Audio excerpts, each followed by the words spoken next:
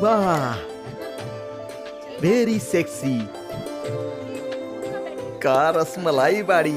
Hi girls.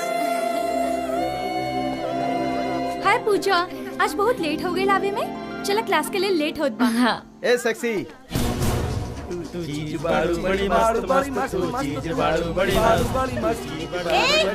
तू लोगन की लाज शर्म नहीं के लागत का? एकदम से लाज शर्म घोर के पी गल बाड़ा का? लाज शर्म ना, हम चाहे तो तारा के ऊपर से नीचे ले धो के पी जाएम, पर हमरा कदुआ कोहड़ा के जूस पसंद नहीं खे। हमरा अनार के जूस चाहिए, अनार के रानी।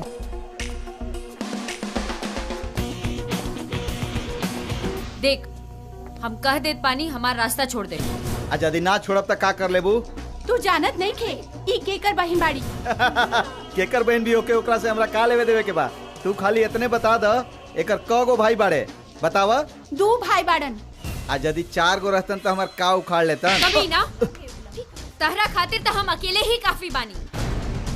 ए, तू हमरा के थप्पड़ मार ले, हमरा के। तोरी मजाल जे संजू के ते थप्पड़ मारलिस। आज तोरा के हम बताइब कि थप्पड़ मारला के जवाब का होला।